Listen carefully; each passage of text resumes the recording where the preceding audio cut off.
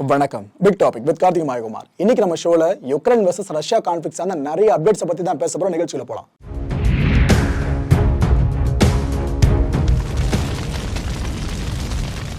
இந்த யுக்ரைனிய பொதுமக்களுக்காக போரிடுறதுக்கு உலகத்தோட எந்த மூலையில இருக்கிற குடிமகனோ கிளம்பி வாங்க நம்ம யுக்ரைனுக்குள்ள.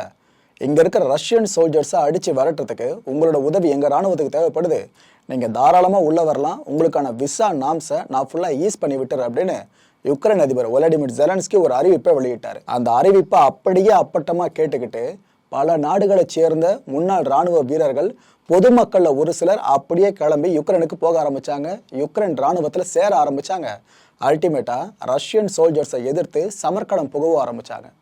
இதுல ஒரு சில பேர் உயிரிழக்கிற நிகழ்வுகளும் சமீபங்களும் அரங்கேறிட்டே வந்துகிட்டு இருக்கு. அதாவது யுக்ரைனிய ராணுவ வீரர்கள் உயிரிழந்துட்டு இருக்காங்களே, அதுக்கு இணையா இந்த வெளிநாடுகளில் இருந்து வந்து சேர்ந்துருந்தாங்க பாருங்க யுக்ரைன் ராணுவத்துல, அவங்க உயிரிழப்பும் அதிகமாக தான் இருந்துகிட்டு இருக்கு. இதுல ஒரு முக்கியமான பெண்மணி ஒருத்தவங்க இப்போ உயிரிழந்திருக்காங்க. அவங்கள பத்தி முதல்ல பார்த்துட்டு அதுக்கப்புறம் ஒவ்வொரு அப்டேட்டா தொடர்ந்து கொடுக்குறவங்களுக்கு. இந்த ஸ்கிரீன்ல தெரியுறாங்களே, இவங்க யாருன்னு பார்த்தீங்கன்னா தாலிட்டோ டு வேலி. இவங்களோட பேரு 39 வயதுங்க இவங்களுக்கு. இவங்க பிரபலமான பிரேசிலியன் மாடல். அது மட்டும் இல்ல, ட்ரைன்டு ஸ்னைப்பர். அதாவது ஏதோ ஒரு மூலையில இருந்துகிட்டு துப்பாக்கி மூலமா எங்கேயோ இருக்க டார்கெட்டை கரெக்டா அடிச்சு காலி பண்ணுவாங்க. அதுவும் இந்த மூவிங் ஆப்ஜெக்ட், குறிப்பா இந்த சோல்ஜர்ஸ்லாம் ஆப்போசிட் சைட்ல இருக்காங்கன்னா நெற்றி போட்டலையே அடிச்சு காலி பண்ற அளவுக்கு பெர்ஃபெக்டா குறி வச்சு தூக்குவாங்க ஆளுங்களை. அவங்களதான் ஸ்னைப்பர் அப்படின்னு சொல்லுவோம். அப்பேற்பட்ட பெஸ்ட் ஸ்னைப்பரா இவங்க திகழ்ந்திருக்காங்க. ஆக்சுவலா யுக்ரைன் ரஷ்யா கான்ஃபிளிக்டுக்காக தான் இவங்க இதுக்காக மட்டும் பிரத்யேகமா பயிற்சி எடுத்துட்டு வந்தாங்க அப்படின்னு நினைக்காதீங்க. இந்த ஈராக்ல ஐஎஸ்ஐஎஸ் பயங்கரவாதிகளுக்கு எதிராக மிகப்பெரிய அளவுக்கு சண்டை கட்டவிழ்த்து விடப்பட்டுச்சுல, அந்த நேரத்தில் பயங்கரவாத கூட்டத்துக்கு எதிராக போர் புரிஞ்சவங்கள இவங்களும் முக்கியமானவங்க. இவங்க எந்த நாடு? பிரேசில். ஆனால் சம்மந்தமே இல்லாத ஈராக்குக்கு போயிட்டு அங்கே சண்டை போட்டு அதை அப்படியே வீடியோவை ரெக்கார்ட் பண்ணி அதை யூடியூப்ல பதிவேற்றவும் செஞ்சாங்க. இந்த மாதிரி ஏற்கனவே அனுபவம் இவங்களுக்கு இருந்திருக்கு. ஸோ ஈராக் போர்க்களம் இவங்களுக்கு கொடுத்த அந்த மன தைரியம் இருக்குல்ல, அதை இன்வெஸ்ட்மெண்ட்டை வச்சுக்கிட்டு தான் யுக்ரைன் ராணுவத்தில் இணைஞ்சி ரஷ்யன்ஸ்க்கு எதிராக சண்டை போட்டுக்கிட்டு இருந்தாங்க. பாஸ்டன்ஸ் இப்போ அவங்க உயிரோடு இல்லை. என்ன இருக்கு, இந்த யுக்ரைனோட கார்கிவ் பகுதி இருக்குல்லங்க, அந்த இடத்துல பங்கர்ஸ் நிறைய அமைச்சிருக்காங்க யுக்ரைனியன் சோல்ஜர்ஸ். இது மாதிரி அங்க இருக்க பங்கர்ஸ்குள்ள ஒரு பங்கர்ஸ்ல இவங்க நுழைஞ்சிருக்காங்க. அங்க தங்களை பாதுகாத்து கொள்றதுக்கு மற்ற சோல்ஜர்ஸ் கூட சேர்ந்து இவங்களும் அப்படியே உள்ள தஞ்சம் அடைஞ்சிருக்காங்க. அந்த நேரத்துல தான் ரஷ்யன் சோல்ஜர்ஸ் ஏவுகணை மழையை பொழிஞ்சிருக்காங்க. ரஷ்யன் சோல்ஜர்ஸ் வீசின ஒரு ஏவுகணை இவங்க இருந்த பங்கர் மேல வந்து விழுந்திருக்கு. ஃபுல்லா பிளாஸ்ட் ஆயிட்டு இருக்கு. இவங்க கூட இருந்த சோல்ஜர்ஸ் உட்பட இவங்களையும் திடீர்னு ஆளை காணும். இதுக்கப்புறமா என்ன ஆகுது, அதே பிரேசில் நாட்டை சேர்ந்த எக்ஸ் சோல்ஜர் டக்ளஸ் பூரிகோ அப்படின்றவரு இவங்களை தேடி வராருங்க. அந்த சிதிலமடைஞ்ச பங்கர் இருக்குல்ல, அங்க தேடி வராப்புல. வந்தவர் தங்கள் நாட்டை சேர்ந்த அந்த பெண்மணிக்கு என்ன ஆச்சுன்னு ஃபுல்லா சுத்தி முத்தி பார்த்துருக்காரு. எந்த தடயமும் கிடைக்கல. அதை லிட்டரில் அவரே முடிவு பண்ணிட்டு இருக்காரு, ஓகே ஆள் இங்கே இல்லை அப்படின்னா கண்டிப்பா மரணத்தை தான் தழுவி இருப்பாங்கன்னு சொல்லிட்டு. இந்த மனுஷன் அதை நினைச்சுக்கிட்டு வெளியே வர முற்பட்டிருக்காரு. அந்த நேரத்தில் இவர் சார்ந்த அட்டாக் முன்னெடுக்கப்படுற ரஷ்யன் சோல்ஜர்ஸால இவர் அவுட்டுங்க. ஒரு பக்கம் பார்த்தீங்கன்னா வேலை உயிரிழந்துட்டாங்க பங்கர்ஸ்குள்ளேயே, இன்னொரு பக்கம் வேலையை தேடி போன பூரிகோ அவர்களும் உயிரிழந்துட்டாரு. ஸோ ஒரே காலத்தில் பிரேசில் நாட்டை சேர்ந்த 2 பேர் உயிரிழந்திருக்காங்க.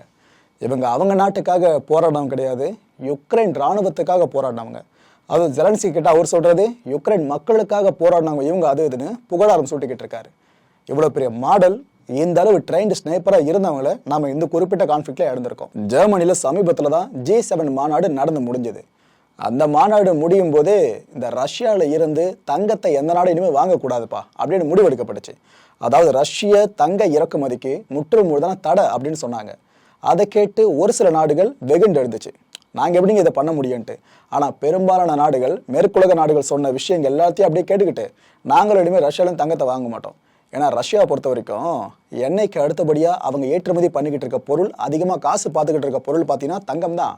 அப்போ அதில் மேற்குலக நாடுகள் கை வைக்குதுன்னா அது ரஷ்யாவுக்கு பெரிய அடியாக இருக்குன்னு சொல்லிட்டு பல நாடுகளும் G7 நாடுகளோட அந்த கோரிக்கைக்கு செவிசாய்ச்சு அப்படியே செயலாற்ற ஆரம்பிச்சாங்க. ஸோ G7 மாநாட்டில் கிடைச்ச மிகப்பெரிய வெற்றியா அது பார்க்கப்பட்டுச்சு.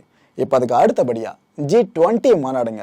இந்த வெளியுறவுத்துறை அமைச்சர்கள் இருப்பாங்களே, இந்த G20 அமைப்புல உறுப்பினர்களா இருக்கிற நாடுகளோட வெளியுறவுத்துறை அமைச்சர்கள், இவங்க எல்லாருமே இந்தோனேஷியாவில் மீட் பண்ற மாதிரி ஒரு சம்மிட்டுக்கு அரேஞ்ச் பண்ணப்பட்டிருக்கு. இந்த சம்மிட்ல ரஷ்யாவும் கலந்துக்கணும் ஆக்சுவலா, ஓகேவா? ஏன்னா இப்போ வரைக்கும் ரஷ்யா தூக்கப்படல, உறுப்பினராக தொடர்ந்துகிட்டு இருக்கு. ஆனால் இப்போ யுக்ரைன் ரஷ்யா கான்ஃபிளிக்ட் பெருசாக போயிட்டு இருக்க இந்த நேரத்தில் ரஷ்யா இதில் பெருசாக இன்வால்வ் ஆகாதுன்னு நினச்சா ஆயிருக்குங்க. ரஷ்யாவோட வெளியுறவுத்துறை அமைச்சர் செர்ஜி லவ்ரோவ் இருக்கார்ல, அவர் டைரக்டா கிளம்பி இந்தோனேஷியாவுக்கே போயிட்டாரு. போயிட்டு வெயிட் பண்ணிக்கிட்டு இருக்காரு, எப்படா இந்த சம்மிட் ஆரம்பிக்கும், நாம போய் பேசலாம்னு சொல்லிட்டு. ரஷ்ய தரப்புல இருந்து இது போல லவ்ரோவ் வந்திருக்க விஷயம் தெரிஞ்சதுமே இந்த G20 அமைப்புல உறுப்பினர்களா இருக்கிற மற்ற நாடுகளோட வெளியுறவுத்துறை அமைச்சர்கள் பெரும்பாலானோர் போர்க்கொடி தூக்க ஆரம்பிச்சிட்டாங்க. ஆக்சுவலா இந்த குறிப்பிட்ட சம்மிட்டை இப்ப அவசரமா கூட்டுறதுக்கு காரணமே உங்களை பத்தி விவாதிக்கிறதுக்கு தான். இட் மீன்ஸ் ரஷ்யாவை பத்தி விவாதிக்கிறதுக்கு தான். ஆனா நீங்க அழையா விருந்தாளி மாதிரி வந்து உட்காந்து இருக்கிறதுலாம் சரியா வராது அப்படின்னு பெரும்பாலான உறுப்பினர்கள் இப்ப போர்க்கொடி தூக்கியிருக்காங்க. இதுல ஜெர்மனி ஒரு கட்டம் மேலேயே போயிட்டாங்க. என்ன நம்ம சொல்றாங்க, இது போல லவ்ரோவ் வந்திருக்காப்ல, அவர் சும்மா இருக்க மாட்டாரு, இந்த G20 சம்மிட்ல எல்லாருக்குமே பேசுவதற்கு வாய்ப்பு கிடைக்கும், அப்பேற்பட்ட வாய்ப்பு இவருக்கும் கிடைக்கும், ஏன்னா ரஷ்யா உறுப்பினர் அப்படின்ற அந்தஸ்தின் மூலமா. அப்படி கிடைக்கிறப்ப இந்த குறிப்பிட்ட மேடையை பிரச்சார மேடையா லவ்ரோவ் மாற்றுவதற்கான வாய்ப்புகள் நிறைய இருக்கு.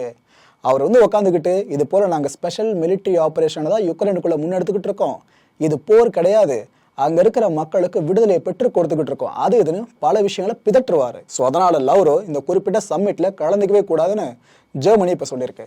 ஜெர்மனி மட்டும் இல்லைங்க, இந்த G20 அமைப்புல இருக்க பெரும்பாலான நாடுகளோட குரலும் இதுவாக தான் இருந்துகிட்டு இருக்கு. ஜெர்மனி கொஞ்சம் போல்டா ஒழிச்சிருக்காங்க, அவ்வளவுதான் வித்தியாசம். ஆனா இது எல்லாமே லவ்ரோவ் காதுக்கும் போயிருக்கு. அவர் இடத்துல நம்ம சொல்றாரு, நாங்க இப்ப இருக்க உறுப்பினராக தொடர்ந்துகிட்டு தானே இருக்கோம், ஸோ அதனால எங்களுக்கும் தார்மீக உரிமை இருக்கு இந்த அமைப்போட சம்மிட்ல கலந்துக்கிட்டு பேசுறதுக்கு. ஸோ எங்க வேலையை நாங்க பாத்துக்கிறோம், உங்க வேலையை நீங்க பாருங்கன்னு அந்த மனுஷன் போல்டா அடிச்சிட்டாரு. இந்த கிழக்கு யுக்ரைன்ல லூஹான்ஸ்க் பகுதியை ரஷ்யன்ஸ் பிடிச்சதுமே இந்த குறிப்பிட்ட கலைபுரம் கிட்டத்தட்ட முடிவுக்கு வந்துடும் அப்படின்னு தான் பல பேரை நினைச்சாங்க. மேற்குலக நாடுகள் லிட்டரலா அதை தான் நம்புச்சு. ஆனா இப்ப நிலைமை அப்படியே தலைகீழா இருக்கு. இந்த டான்பாஸ் ரீஜன் அப்படின்றது லூஹான்ஸ்கையும் டொனட்ஸ்கையும் உள்ளடக்கினது தான். ஸோ இந்த டான்பாஸ்ல பாதி பகுதி பார்த்தீங்கன்னா லூஹான்ஸ்க், அதை பிடிச்சாச்சு. ஸோ மீதம் இருக்கிறது டொனட்ஸ்க். இந்த டொனட்ஸ்கை பிடிக்கிற முயற்சியில ரஷ்யன் சோல்ஜர்ஸ் அதி தீவிரமா இருக்காங்க. அவங்களோட அட்டாக்லாம் பார்த்தீங்கன்னா இதுக்கு முன்னாடி இல்லாத அளவுக்கு ரொம்ப கொடூரமா இருந்துகிட்டு இருக்கு. இந்த நேரத்தில் கடந்த 24 மணி நேரத்தில் மட்டுமே எடுத்துக்கிட்டீங்கன்னா தொடர்ந்து அட்டாக்ஸ் முன்னெடுக்கப்பட்டுக்கிட்டே இருந்ததன் விளைவா இப்ப வரைக்கும் 8 பொதுமக்கள் கொல்லப்பட்டிருக்காங்க, 25 பொதுமக்கள் படுகாயம் அடைஞ்சிருக்காங்க அப்படின்ட்டு யுக்ரைன் சொல்லுது. சரி, யுக்ரைன் தரப்புல இதை சொல்றாங்க, ரஷ்யன்ஸ் என்ன சொல்றாங்க அப்படின்னு நூல் பிடிச்சி பார்த்தா ரஷ்யன்ஸ் பெருசா எதுவுமே சொன்ன மாதிரி தெரியலங்க. ஆனா ரஷ்ய ஆதரவு பிரிவினைவாதிகள் இருப்பாங்களே, அவங்க என்ன தெரியுமா சொல்றாங்க, இல்ல அவங்க சொல்ற மாதிரி, அதாவது யுக்ரைனர்கள் சொல்ற மாதிரி ரஷ்ய வீரர்களோட தாக்குதலுக்கு உள்ளாகி பொதுமக்கள் இறக்கல, இவங்க நிறைய தாக்குதல்களை தொடர்ந்து முன்னெடுத்தாங்க, அதன் ஒரு நீட்சியா தான் இப்ப வரைக்கும் 4 பொதுமக்கள் கொல்லப்பட்டிருக்காங்க அப்படின்னு சொல்றாங்க ரஷ்ய ஆதரவு பிரிவினைவாதிகள். அதாவது இவங்க கிளைம் பண்றது நீங்க இன்னும் நல்லா டெப்தா பாருங்க, அப்பதான் புரியும். சொந்த நாட்டு பொதுமக்கள்லயே யுக்ரைனியன் சோல்ஜர்ஸ் கொன்னு இருக்காங்க அப்படின்றதான் இவங்களோட குற்றச்சாட்டா இருந்துகிட்டு இருக்கு. யுக்ரைன் ஒரு குற்றச்சாட்டை ரஷ்யாவுக்கு எதிராக முன் வச்சா இந்த ரஷ்ய ஆதரவு பிரிவினைவாதிகள் யுக்ரைன் வாயை அடைக்கிற மாதிரி எவ்வளவு பெரிய குற்றச்சாட்டை முன் வச்சிருக்காங்க பாத்தீங்களா. சார் ரைட்டு, இந்த விஷயம் அப்படியே முடிஞ்சிடும், பெருசா இதுக்கப்புறம் இந்த மூர்க்கத்தனமான மோதல்கள் அப்படின்றது குறையும் அப்படின்னு பார்த்தா அது குறையில, அதிகரிச்சிட்டே போயிட்டு இருக்கு. இதுக்கு இப்போ ஒரு உதாரணமே சொல்லலாங்க, ஏன்னா இப்போ வரைக்கும் நிக்கல, இதுக்கப்புறமா நிக்காது போல இருக்கு. இதுக்குதான் உதாரணம் சொல்லலாம்னு சொல்றேன். இந்த சோவியத் யூனியன் காலகட்டம் இருக்குல்ல, அதாவது 1991 வருஷத்துக்கு முன்னாடி அந்த பறந்துபட்டு இருந்துச்சு பாருங்க சோவியத் யூனியன். அந்த டைம்ல பேட்ரியாட்டிக் யூத் மூவ்மெண்ட் அப்படின்ற ஒன்று செயல்பட்டு இருந்துச்சு. என்னன்னா இந்த இளைஞர்கள் இருக்காங்களே, இவங்க எல்லாரையுமே ஒன்றிணைச்ச ஒரு மிகப்பெரிய இயக்கம். ஏதோ பகுதி அளவு கிடையாதுங்க, ஒட்டுமொத்த ரஷ்ய ரீதியிலான ஒரு இயக்கம். இதுல என்ன அடிப்படையான தகுதி இருக்கணும் அப்படின்னு பார்த்தீங்கன்னா அதுல சேர்றவங்களுக்கு தேசப்பற்று, ரஷ்யாவை காப்பாத்தியே தீர்வேன் அப்படின்ற தேசப்பற்று இருக்கிறவங்களால மட்டும்தான் இந்த இயக்கத்துல சேர முடியும். அதுக்கு நிறைய எலிஜிபிள் கிரைட்டீரியால வச்சிருக்காங்க, ஆனா அதுல பிரதானமானது தேசப்பற்று தான். இது மாதிரி சோவியத் காலத்துல இருந்த இந்த இயக்கத்தை திரும்பவும் இப்ப 2022 கொண்டு வர முயற்சி நடந்துகிட்டு இருக்கு. இது சார்ந்து ஒரு மசோதா சமீபத்தில் ரஷ்ய நாடாளுமன்றத்தில் தாக்கல் பண்ணப்படுச்சு. அந்த மசோதாவுக்கு ரஷ்யன் லா மேக்கர்ஸ் ஒப்புதலை தெரிவிச்சிட்டாங்க. சூப்பருங்க, திரும்ப கொண்டு வாங்க, ஏன்னா நமக்கும் ஆட்கள் தேவைப்படுது. இந்த நேரத்தில் இந்த பேட்ரியாட்டிக் யூத் மூவ்மெண்ட் மட்டும் கிரியேட் ஆகி பெருசா போயிடுச்சு அப்படின்னா இதுவே மேற்குலக நாடுகளுக்கு பெரிய அடியா இருக்கும்னு ரஷ்ய நாடாளுமன்றமே ஒரு மனதா ஒப்புதல் தெரிவிச்சிருக்கு. ஸோ ஏற்கனவே பிரச்சனை ரொம்ப பெருசா போயிட்டு இருக்கு, இதில் இதை வேற ஆரம்பிச்சிருக்காங்களா. இதில் இன்னொரு ஹைலைட் என்ன தெரியுமாங்க, இந்த இயக்கத்தோட சூப்பர்வைசரி டீம் ஹெட்டா யார் இருக்க போறா தெரியுமா, ரஷ்ய அதிபர் விளாடிமிர் புட்டின். ஒரு நாட்டோட அதிபர் டைரக்டா ஹெட் பண்ண போறாருன்னா இந்த இயக்கத்தோட வலிமைன்றது கண்டிப்பா அவங்களுக்கு புரிஞ்சிருக்கும் நம்புறேன். அதுவும் இளையோர் சக்தியை எப்படி பயன்படுத்தணும்னு அந்த நாட்டுக்கு ரொம்ப நல்லா தெரியும். ஸோ இதுக்காக தான் புட்டின் அவர்கள் இப்ப ரொம்ப பெரிய அளவுக்கு பிரம்மாஸ்திரமா நம்பி இருக்கிறது அந்த நாட்டோட இளைஞர்கள். ஏன்னா 2ஆம் உலகப்போர் காலகட்டத்தினால இந்த சோவியத் யூனியனுக்காக போராட்டின பல வீரர்களை அந்த சோவியத் யூனியனே இழந்திருந்துச்சு. பெண்களை விட ஆண்கள் குறைவா இருக்கிற அளவுக்கு மிகப்பெரிய உயிர் பலிய சோவியத் யூனியன் சதிச்சிருந்துச்சு. அப்ப மிஸ்மேட்ச் ஆன விஷயம் இப்ப வரைக்கும் கரெக்டா மேட்ச் ஆகவே அப்படியே இழுத்துக்கிட்டு இருக்கு. இப்பேற்பட்ட நாடுங்க ரஷ்யான்றது. சோவியத் யூனியன்லயே இருதயமான நாடு ரஷ்யான்றது. அந்த நாடு போர்னு வந்துருச்சுன்னா சும்மாவா இருக்கும். ஏன்னா செகண்ட் வேர்ல்டு வார்ல உங்களோட கெத்தை காமிச்சிட்டாங்க நாசியை ஓட விட்டு. ஸோ இதை உங்களுக்கு ஏமாத்திரம். ஓகே, ஏன்னா எதுக்காக சொல்றேன்னா, இந்த குறிப்பிட்ட இளையோர் இயக்கம் மட்டும் பெருசா வந்துருச்சுன்னா உலகத்திலேயே அடிச்சுக்க முடியாத ஒரு நாடா ரஷ்யா கண்டிப்பா இருக்கும். சரி, ரைட்டு, அடுத்த விஷயத்துக்கு போகலாம். நம்ம இதுக்கு முன்னாடி ஒரு விஷயம் சொல்லியிருந்தோம். அதாவது ரஷ்ய போர்க்கப்பல் ஒன்று டர்க்கியோட போர்ட்டுக்கு போச்சு. போனதுமே யுக்ரைன் அரசு டர்க்கி கிட்ட ஒரு கோரிக்கை முன் வச்சது. இது போல எங்க நாட்டில இருந்து உணவு தானியங்களை திருடிக்கிட்டு அந்த கப்பல் உங்களோட நாட்டுக்கிட்ட இருக்க போர்ட்டுக்கு வந்து நின்றுருக்கு, ப்ளீஸ் அதை தயவு செஞ்சு சீஸ் பண்ணுங்க, அதுக்குள்ள எங்களோட தானியங்கள் இருக்கும், அதை மீட்டு நியாயமா யாருக்கு சேரணுமோ அவங்களுக்கு கொடுங்க அப்படின்னாங்க. ஆக்சுவலா டர்க்கி அரசு பெருசா ரியாக்ட் பண்ணாதுன்னு நினைச்சோம், ஆனா ரியாக்ட் பண்ணாங்க. அவங்க அந்த கப்பலை தடுத்து நிறுத்திட்டு சோதனை பண்ணி ஆரம்பிச்சிட்டாங்க. இது ரஷ்யாவுக்கு மிகப்பெரிய அளவுக்கு கடுப்பு ஏற்படுத்துச்சு. ஏன்னா ஏற்கனவே பிரான்ஸ் அதிபர் இமானுவேல் மேக்ரான் தன்னை முதுகுல குத்திட்டார் அப்படின்ற மாதிரி தான் ரஷ்ய அதிபர் விளாடிமிர் புட்டின் இப்போ பேச ஆரம்பிச்சிருக்காரு. ரகசியமா பேசுற விஷயங்களை பகிரங்கப்படுத்திட்டார் அப்படின்னு இமானுவேல் மேக்ரான் மேல புட்டின் அவர்கள் தொடர்ந்து விமர்சனத்தை முன் வச்சுக்கிட்டு இருக்காரு. ஒரு பக்கம் அங்க முறைச்சிக்கிட்டாங்களா, இன்னொரு பக்கம் டர்க்கியோட அதிபர் இருக்காருலங்க எர்டோகான், இவருக்கும் புட்டினுக்குமே இப்ப கிளாஷ் ஆகிற சூழல் இந்த கப்பலை தடுத்து நிறுத்திருக்காங்களா இதை சார்ந்து ஏற்படுத்திருக்கு. சரி, ஓகே, ஒரு கப்பல் தானே பிரச்சனை, அப்படியே கொஞ்சம் ஸ்லோ டவுன் ஆடு அப்படின்னு நினைச்சா ஒரு கப்பல் இல்லையாங்க, 3 கப்பல்கள், 3 ரஷ்ய கப்பல்கள் அந்த டர்க்கி பக்கமா போயிருக்கு. அதை எல்லாத்தையும் அப்படியே தடுத்து நிறுத்தி தங்களுக்கு உதவி பண்ணுமாறு யுக்ரைன் டர்க்கி கிட்ட கேட்டிருக்கு. டர்க்கி அப்படியே அதே செஞ்சு தொலைச்சிருக்கு. இப்ப இவங்க தான் பிரச்சனையை டென்ஸா மேல மேல மேல மாத்திக்கிட்டு இருக்க மாதிரி தெரியுது. ரஷ்யாவோட பொறுமைக்கு ஒரு எல்லை உண்டு, ஆனா டர்க்கிக்கு அது இப்போ வரைக்கும் புரியல. யுக்ரைன் என்ன தெரியுமா கேட்குறாங்க திரும்ப டர்க்கி கிட்ட, கப்பல் வரும்போது நீங்க உதவி பண்ணீங்க, நன்றி. இப்ப தொடர்ந்து இந்த 2 கப்பல், ஒட்டு மொத்தமா 3 கப்பல் ஆயிடுச்சா, இது எல்லாத்துக்கும் சார்ந்த விசாரணை நீங்க மேற்கொள்ளுங்க, நாங்களும் களத்துல இறங்குவோம், ஏன்னா எங்க பொருள் தான் அவங்க எடுத்துட்டு போயிட்டு இருக்காங்க. அப்படி இருக்கிறப்ப யாருக்கு என்ன சேரணுமோ அது சேரட்டும், நாம ஃபுல்லா சேர்ந்து ஒர்க் பண்ணலாம் ரஷ்யாவுக்கு எதிராக அப்படின்னு டர்க்கியவும் தங்களோட அணியில இணைக்கிறதுக்கு முயற்சி பண்ணிக்கிட்டு இருக்காங்க. எனக்கு தெரிஞ்ச டர்க்கியும் யுக்ரைனோட பக்கம் விழுந்துட்டா மாதிரி தான் தெரியுது. ஏன்னா நேட்டோல ஸ்வீடனும் பின்லாந்தும் சேரவே கூடாதுன்னு சொன்ன நாடு டர்க்கி.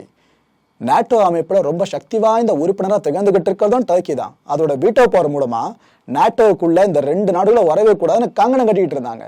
கடைசியில் என்னாச்சு, பேரம் நடந்துச்சு, முடிஞ்சது. ஒரு வழியா டர்க்கியும் ஒத்துக்குச்சு ஸ்வீடனும் பின்லாந்தும் உள்ள வரலான்ட்டு. ஸோ அப்பயே நம்ம முடிவு பண்ணிட்டோம் டர்க்கி ஒட்டு மொத்தமா மேற்குலக நாடுகள் பக்கம் சாஞ்சிருச்சுன்னு சொல்லிட்டு. இப்ப துருக்கியோட இந்த செய்கையால அது திரும்ப ஒரு முறை ஊர்ஜிதப்படுத்தப்பட்டிருக்கு. ஆமாப்பா, டர்க்கி அந்த பக்கம் மொத்தமா போயிடுச்சுன்னு. ரஷ்யா வெர்சஸ் யுக்ரைன், இந்த 2 நாடுகளுக்கு இடைப்பட்ட பிரச்சனை அந்த ஒரு நிலப்பகுதிகளோடு மட்டும் முடிஞ்சிடாம உலகம் முழுக்க பெருசா எதிரொலிச்சுக்கிட்டு இருக்கு.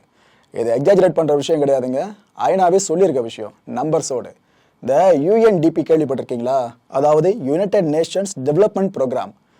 இந்த அமைப்பினோட இப்ப என்ன சொல்லியிருக்காங்கன்னா, யுக்ரைன் போரால உலகம் முழுக்கவே இன்ஃப்ளேஷன், பணவீக்கம் உச்சத்தை தொட்டிருக்கு. உணவுப் பொருட்கள் விலை உச்சத்தை தொட்டிருக்கு. அது மட்டும் இல்லாமல் எரிபொருள் விலை அப்படின்றதும் மேலே நிற்குது. எரிபொருள் விலை ஏறினாலே முடிஞ்சு போயிடுச்சு, அத்தியாவசிய பொருட்கள் எல்லாத்தோட விலையை ஏறிடும். இப்போ அதை தான் பார்க்க முடியுது. ஸோ இதனால 7,10,00,000 மக்கள் எங்கே போயிருக்கு பார்த்தீங்களா? 7,10,00,000 மக்கள் வறுமையோட பிடியில சிக்கி தவிச்சுக்கிட்டு இருக்காங்க. அவங்க இதுக்கு முன்னாடி ஒரு நாள் எவ்வளோ சம்பாதிச்சாங்களோ அதில் 3/3 ஒரு பங்கு மட்டும்தான் அவங்களால சம்பாதிக்க முடியுது. அந்த முதல்ல சம்பாதிச்ச காசை வச்சு 3 வேளை அவங்களால சாப்பிட முடிஞ்சிட்டு இருந்துச்சு. ஆனால் இப்போ ஒரு வேளை சாப்பிட்றதே பெருசாக இருக்குன்னு இந்த UNDP மூலமாக தெரிய வந்திருக்கு. ஸோ இதுதான் மக்களை சொல்கிறோம், இந்த ஸ்பெஷல் மிலிட்டரி ஆப்ரேஷன் இந்த உலகத்துக்கு வேணாம், போகிற வேணான்னு சொல்லிட்டு. ஆனால் எங்கே அரசியல் சதுரங்க விளையாட்டில் இது தவிர்க்க முடியாத ஒன்றா இருந்துகிட்டு இருக்கு. இந்த நேரத்தில் நம்ம முக்கியமான இன்னொரு நம்பர்ஸ் மேலேயே ஃபோக்கஸ் பண்ணி ஆகணும். அதாவது யுக்ரைன் எடுத்துக்கிட்டிங்கன்னா ஒரு நாளைக்கு 200ல இருந்து 300 போர் குற்றங்கள் நிகழ்த்தப்பட்டுக்கிட்டு இருக்கான்.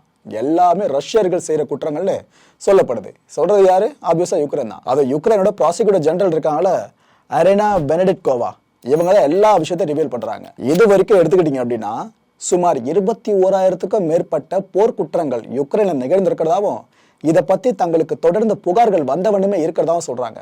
அதாவது இப்ப 2 பேர் ரோட்ல நடந்து போயிட்டு இருக்காங்க சிவிலியன்ஸ் அப்படின்னா, அதுல ஒருத்தரை ரஷ்யன் சோல்ஜர் சுட்டு கொண்டுடுவாரு, இன்னொருத்தர் எஸ்கேப் ஆவார்ல, அவர் மூலமா தகவல் தெரிவிக்கப்படும். இது போல இங்க சிவிலியன்ல ஒருத்தரை இங்க சுட்டுட்டாங்கன்னு சொல்லிட்டு.